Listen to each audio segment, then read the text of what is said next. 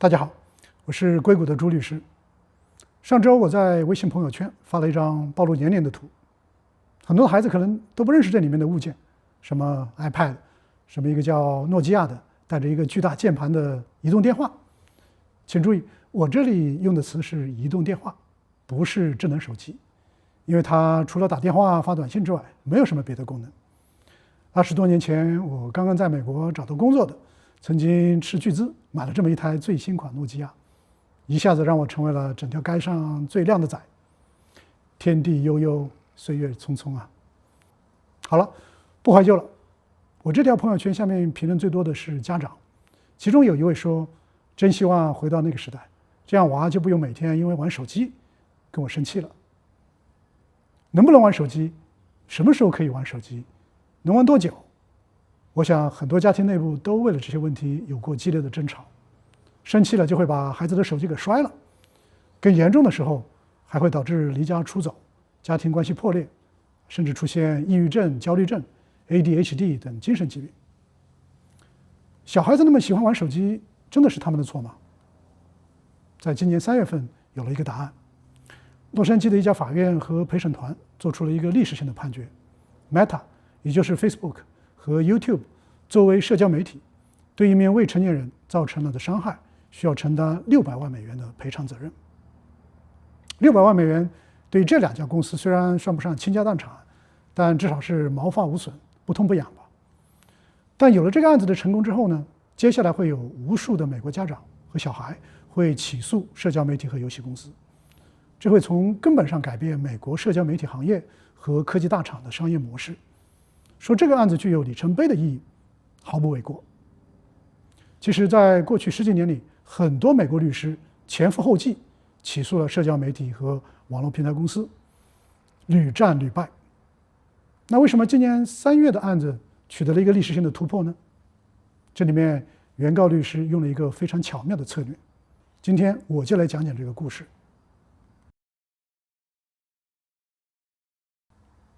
大家都知道，社交媒体和游戏让人上瘾，家长也是深恶痛绝，很多青少年也是深受其害。在过去也有无数的律师代表这些受害者起诉这些科技公司，但都是无功而返。为什么这些硅谷的巨头几乎从来没有输过这类官司呢？这里面主要有2个原因。第一，就是美国科技大厂上面有人。Meta、Google 每年在华盛顿游说的预算都是几千万美元，科技富豪还以个人名义给政客捐了大量的竞选资金。说白了，他们是穿一条裤子的。所以美国国会讨论保护未成年人上网安全已经很多年了，各种出台的法案的名字都很好听，什么儿童网络安全、保护下一代成长，但最后的结果呢，只是一场国会上的表演而已。议员们在听证会上义愤填膺地质问大厂的 CEO： 你到底是怎么做平台审核的？ CEO 低头认错，保证我们非常重视儿童安全，我们会继续改进产品。这些承诺里有多少水分，乐事薯片包装里就有多少空气。第二点，互联网平台公司还有立法保护，这是他们最有效的一道护身符。这个叫做230条款。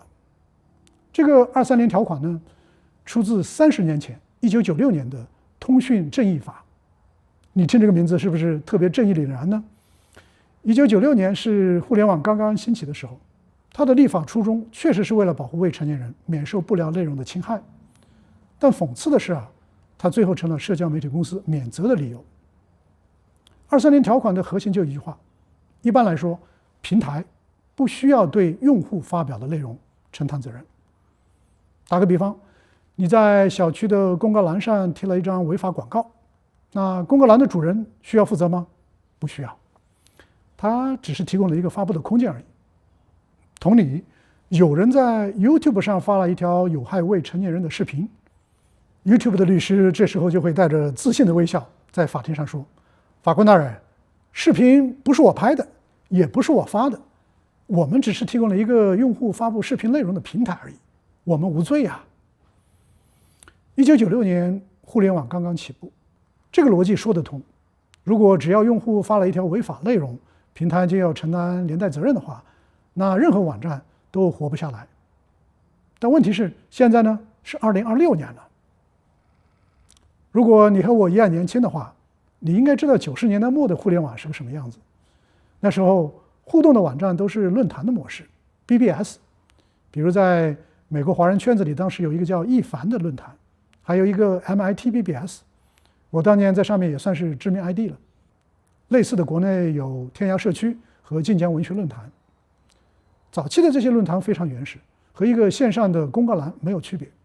而今天呢，这些平台有强大的推荐算法，无限下拉滚顿，精心计算的自动播放。今天的 APP 会主动决定给你看什么，主动摸透你的喜好和弱点，主动制造多巴胺，让你停不下来。也就是说，当年的平台只是一个被动的提供者，而今天的这些公司呢，已经狡猾多了。他们的算法可以精准的针对每一个用户，他们比我还了解我，他们已经成为了主动的投喂者。但不管怎样，我前面说的那个23年条款依然有效，这也就是为什么这些大的平台公司有恃无恐的原因。那么这一次洛杉矶的案子，原告律师是怎么突破这道防线的呢？那这个故事需要回到40年前。今天最有影响力的企业都是硅谷的科技大公司，但在上个世纪80年代，美国最有影响力的是2类企业：石油公司和烟草公司。比如说菲利普·莫瑞斯，一家历史悠久的烟草公司，它在80年代是美国市值最高的公司之一。如果考虑它的股票上涨幅度和分红，它是80年代回报率最高的股票，跟今天的英伟达一样的香。但在80年代的时候呢，医生和科学家已经意识到了吸烟有害，包括癌症和心脏问题。所以从那个时候开始，就有很多律师代表吸烟的人起诉烟草公司，但都输了。烟草公司律师的逻辑是：你知道了吸烟有害健康还去吸，那是你自己的选择啊。这在法律上叫 assumption of risk， 也就是自愿承担风险。就像你去山里滑雪一样，你要是摔了，那就是自认倒霉。滑雪这个运动本身就有受伤的风险，所以大家说滑雪的尽头是骨科。这个逻辑听上去是不是还挺有道理的？这个事情到上个世纪90年代发生了一点微妙的变化。这个时候呢，越来越多的烟草公司内部的文件和科学证据开始曝光。这些新资料说明，烟草公司知道香烟对人体的伤害程度比他们告诉消费者的要严重得多。他们内部的研究早就清楚香烟致癌的具体机制和严重性，但对外选择了隐瞒和淡化。消费者以为自己清楚吸烟的风险，但实际上他们对真实风险的认知是不完整的。在一次国会听证会上，7名烟草公司的 CEO 连成一排，一个个宣誓说他们不知道尼古丁会让人上瘾。更可怕的是，法院文件显示，烟草公司不是只在卖烟，他们还在研究怎么设计烟，怎么让吸烟者获得足够的尼古丁剂量，形成依赖，维持依赖。换句话说，他们卖的不是一根普通的香烟，而是一套被精心设计过的让你上瘾的产品。更丧心病狂的是呢，烟草公司很早就知道，这个生意要长期做下去，就必须不断找到新的吸烟者，而最容易被影响的恰恰是年轻人。所以他们通过广告、品牌营销，把吸烟包装成为成熟、自由、性感、酷的象征。你抽的不是一根烟，你点亮的是自己的魅力，抽的是自信，吐出来的是帅和酷。这里面很典型的例子就是骆驼牌香烟。1988年这个品牌进入美国市场，烟草公司专门把它设计成为了一个戴墨镜、很酷的卡通骆驼。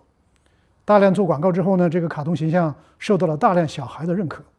同时呢，烟草广告和产品也经常出现在孩子能看到的地方，比如学校附近的便利店、街角的商店。香烟也经常被摆在糖果、零食和玩具的旁边。这套商业策略太聪明、太有效了，从小就让孩子们上瘾，让他们成为终身顾客。了解到这些信息之后呢，律师们终于找到了突破口。他们在法庭上提出，如果一个消费者真的充分的了解风险，并且自由选择，那你可以说他自己承担风险。但如果公司隐瞒了关键风险，还故意把产品设计得更容易让人上瘾，那就不是简单的消费者自己的选择了。在这个新的策略之下呢，烟草公司终于在接下来一场场官司里面输了。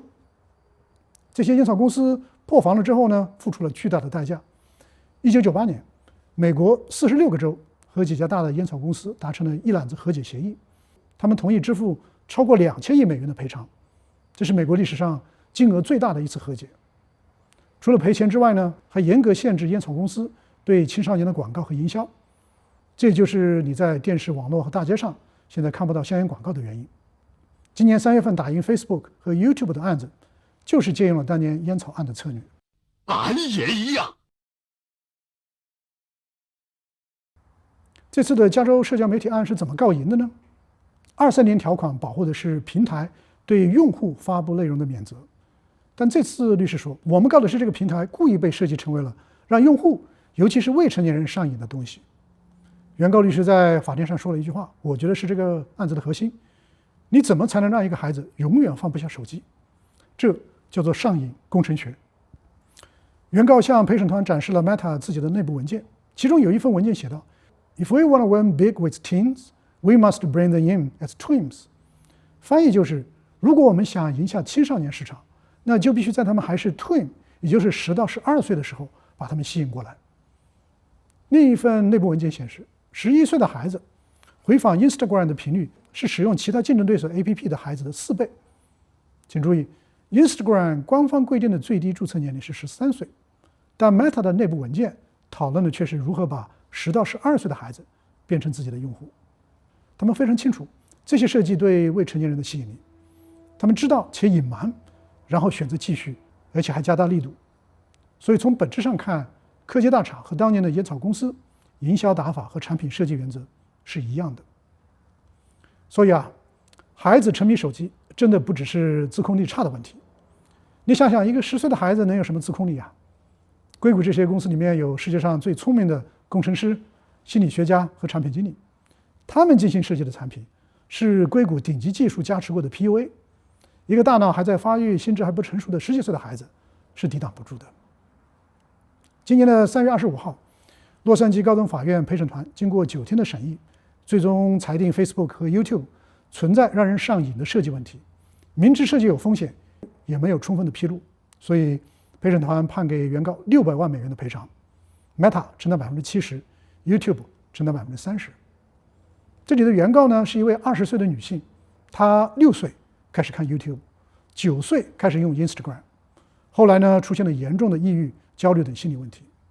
原告代理律师在拿到胜诉判决之后呢，说这是一个历史性的时刻，对很多孩子和家庭来说，科技巨头终于开始要被追责了。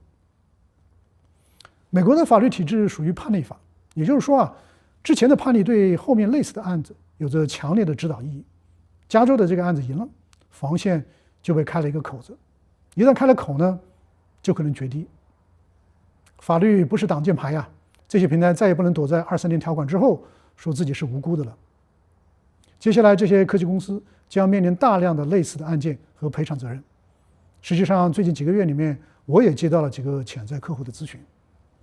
Meta、谷歌还有 TikTok 以及所有在美国运营的社交媒体、短视频甚至游戏平台都需要改变商业模式，在如何保护未成年人这个方面呢，必须做出根本性的改进。比如说，刚刚全美国有1400个学区联合起来在起诉所有的社交媒体公司，理由就是这些 APP 对学生进行了针对性的营销。比如 Meta 在学校里雇佣个别孩子做所谓的推广大使，来鼓励身边的朋友发 Instagram。比如 TikTok 曾经给全美教师协会几百万美元的经费，让他们给 APP 提供正面的评价等等。今年 Meta 一个公司因为一个学区的起诉，就已经支付了2700万美元的和解赔偿金。你想想看，这么多科技大公司，全美国这么多学区，将来的赔偿力度会有多大？美国的事情聊完了，那是时候轮到我指导一下全球的发展方向了。澳大利亚是目前走得最远的。2025年12月，澳大利亚一项法律生效，16岁以下的小孩不得使用主流社交媒体，这覆盖 TikTok、Instagram、YouTube、Facebook 10几个主要的平台。这里有个细节，我觉得非常重要，父母同意也不行。核实年龄是平台的义务，做不到，最高罚款可以高达5000万澳元。澳大利亚总理在法案通过以后说，社交媒体正在伤害我们的孩子，我们要叫停这件事儿。除了澳大利亚之外呢，我们还看到欧洲很多国家也在往同样的方向走。法国的参议院已经通过了一项法案，禁止15岁以下使用社交媒体，法案目前正处于等待期。葡萄牙正在要求13到16岁儿童使用社交媒体的时候呢，需要父母的明确同意，同时需要做的年龄验证。英国和西班牙也在积极讨论类似的法案。巴西这个拥有2亿多人口的国家，已经在今年3月正式实施了一部全面的儿童网络安全法，要求平台对未成年人用户呢进行年龄核实。所以从全世界的范围来看，对未成年人使用社交媒体的监管正在变得越来越严格。越来越多的国家开始说，不能把小孩玩手机的责任全部推给家长，平台也要承担责任。节目的最后呢，请再给我一点时间，让我再讲一段更久远的历史。1854年，林肯也是我的律师同行，那个时候他还没什么名气，在进行竞选的时候呢，双方就卢立之的好坏要分别讲3个小时。林肯的对手道格拉斯对着一个小镇上的3000人滔滔不绝讲了3个小时。请注意，那时候没有麦克风，全靠吼。轮到林肯上台的时候呢，已经是下午5点多了。林肯看着台下饥寒交迫的听众，体现了很高的情商。他说啊，我们等下要讲3个小时，然后呢，道格拉斯先生还要反驳半个小时。如果我现在开讲的话，大家就要做到半夜了。我提议，现在大家回家吃饭，洗把脸，7点钟我们再回到这里。晚上7点，奇迹出现了，这3000人真的都回来了，把现场挤得水泄不通。林肯随即上台，发表了他人生中最著名的演讲之一，足足讲了3个小时，讲到了晚上10点多，把他的对手反驳得体无完肤。自从这次演讲之后，林肯才真正下定决心参政。1854年，一场普通的政治竞选，每个人上台讲3个小时，总共6个多小时，台下几千人听得津津有味。我扯那么远，不是为了说林肯的口才有多么好，而是台下这3000人呐，居然听了6个多小时。好了，你知道现在美国总统竞选的每一场辩论时间是多长吗？2个人加在一起才90分钟，中间还要插播广告。关键的是，今天我们其实看一场90分钟的总统辩论的耐心都已经没有了，看标题已经成了常态。最近我看了好几项研究，统一的结论是呢，我们的专注力其实在智能手机出现之前就已经开始下降了，只是社交媒体和手机让这个问题变得更严重了。虽然这些科技大厂需要承担相应的责任，但我想说的是啊，我们成年人也很难抵挡手机的诱惑。所以我们和小孩子们一样，要有意的去恢复专注力和耐心，这才是今天智能手机时代最有价值、最重要的能力。我个人目前在坚持做2件事，一呢是阅读，也就是把手机放在够不到的地方，专心的读书。我给自己定的目标是每个月2本。第二呢，在和家人朋友面对面沟通的时候，不看手机。社交媒体越多，人类越孤独。我们放下手机，才可以和人建立更深度的关系。最近我看到网上的一个建议，我深以为然。他说，删掉手机里面的短视频 APP， 你就打败了1半的人；每个月再读1本书，你就打败了90%的人。只有这样，才能保持让自己是个正常人。我想听听你用了什么方法，让自己的孩子能放下手机呢？欢迎在评论区告诉我。好的，今天我们就聊到这里，我们下一个夕阳再见。